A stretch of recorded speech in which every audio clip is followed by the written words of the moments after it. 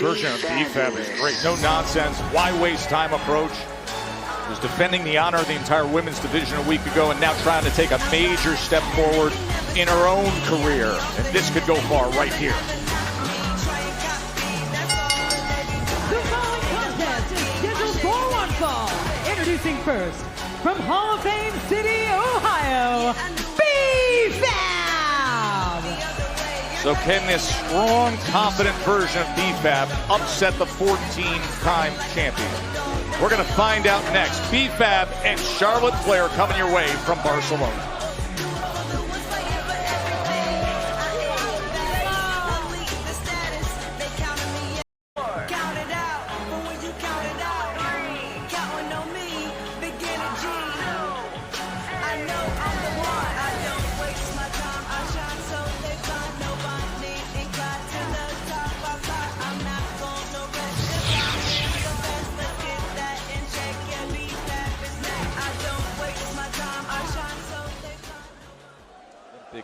Balor, and the way they will react to seeing one of the all-time greats.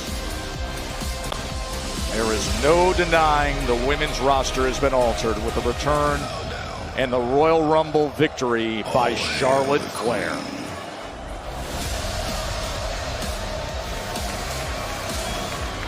And her opponent, from the Queen City, Charlotte Flair!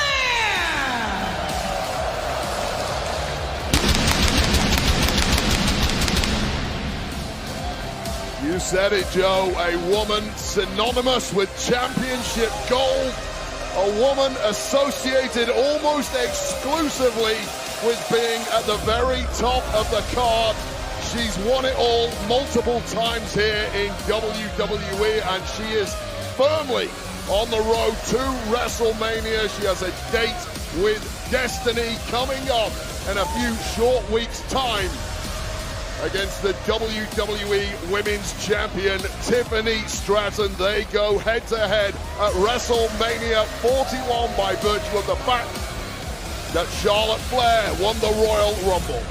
It's incredible every time she makes her way to the ring, and we put up that resume of hers. It looks like a jewelry store display with all the gold and prize collection. 6-time Raw Women's Champion, now the WWE Women's Championship as it's known. 7-time SmackDown Champion, 14-time World Champion, and of course most recently the return and the victory in front of 76,000 in Indianapolis at the Royal Rumble. Look, of course, everyone can have their opinion, everyone can have their favorites, and it's not all about statistics, but statistics alone, if we just look at that, this woman, Charlotte Flair, is unequivocally the greatest of all time, make no mistake. And she's going to have to reach that level if she wants to grab gold once again at WrestleMania. But right now you've got your hands full with a hungry B-Fab who has been demanding opportunities here on SmackDown. And of course with the injury that Charlotte recovered from, Wade, she was out of action for quite some time. So you got to go back to December 8th of 2023, the last time she had singles action. That was on SmackDown against Asuka, injured a knee in that match.